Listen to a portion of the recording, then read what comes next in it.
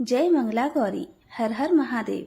श्रावण मास का प्रत्येक दिन एक विशेष व्रत और उपवास लेकर आता है और ऐसा ही एक व्रत आज के दिन यानी श्रावण मास के मंगलवार के दिन किया जाता है।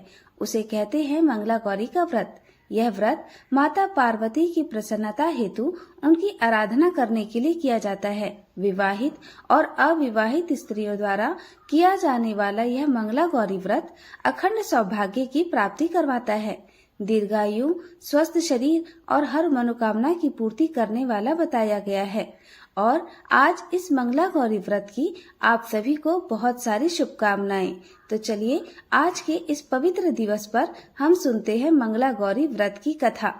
एक समय की बात है, पंपापुर नाम के एक छोटे से गांव में एक साहूकार अपनी पत्नी के साथ रहता था। साहूकार के पास भगवान का दिया सब कुछ था। वह धनवान था, सभी प्रकार के सुख ऐश्वर्य उसके पास थे, मगर उन्हें एक दुख सताता था कि उनकी कोई संतान नहीं थी। यह दुख उनके मन को हमेशा कचोट रहता था। एक दिन की बात है, उस साहूकार के घर एक साधु महात्मा आए।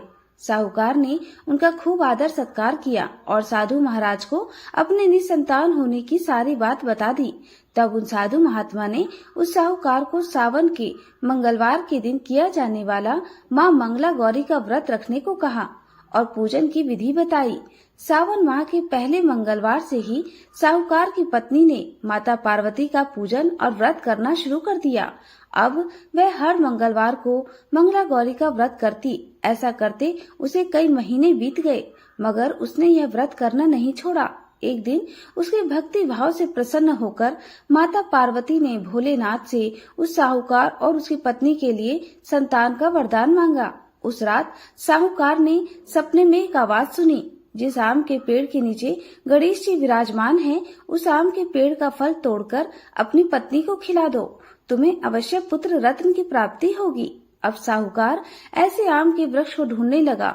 कई दिनों की मेहनत के बाद आखिरकार उसे एक दिन एक आम का पेड़ मिल ही गया, जिसके नीचे गणेश जी की प्रतिमा स्थापित थी। साहूकार ने आम तोड़ने के लिए पेड़ पर पत्थर मारने शुरू कर दिए। ऐसा करने से आम तो टूटकर गिरा ही, लेकिन साथ ही साथ एक पत्थर जाकर गणेश जी की प्रतिमा को लग गया।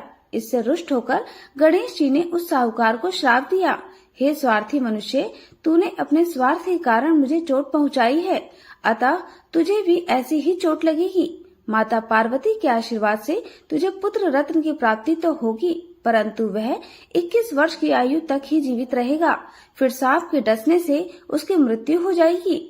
यह बात सुनकर साहूकार घबरा गया। उसने घर जाकर आम का फल अपनी पत्नी को खिला दिया, परंतु गणेश जी की श्राप की बात उसे नहीं बताई।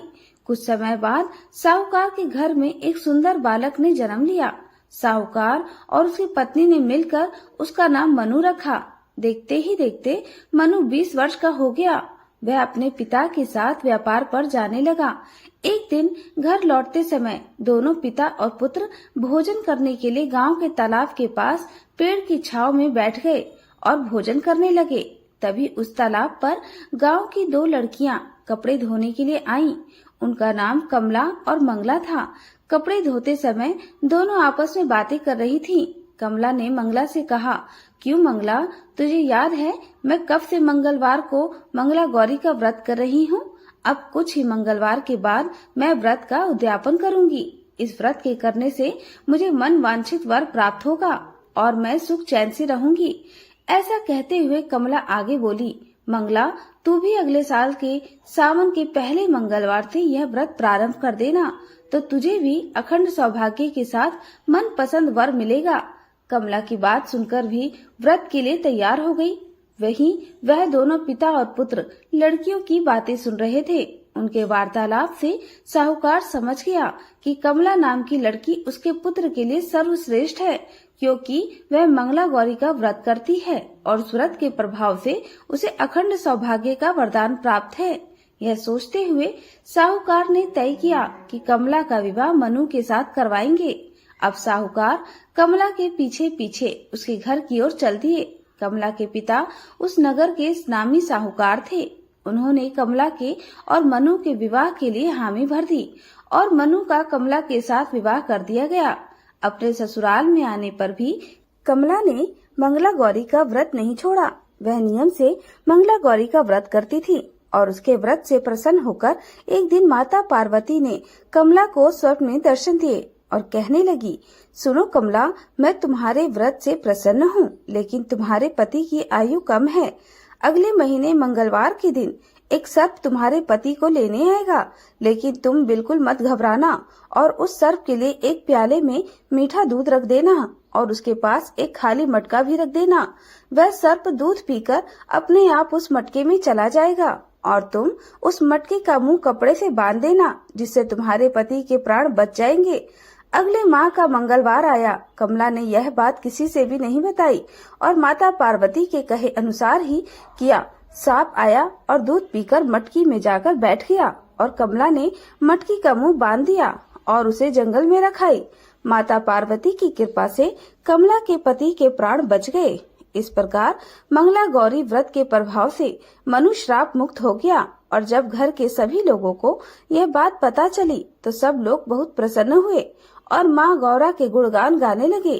गांव की महिलाओं ने कमला से व्रत का विधि विधान पूछा और व्रत प्रारंभ कर दिया। कमला ने अगले मंगलवार मंगला गौरी व्रत का उद्यापन खूब धूमधाम से किया, ब्राह्मणों को भोजन कराया, दान दक्षिणा देकर उनसे आशीर्वाद प्राप्त किया। इस प्रकार मंगला गौरी के आशीर्वाद से कमला के पति की जान बच गई।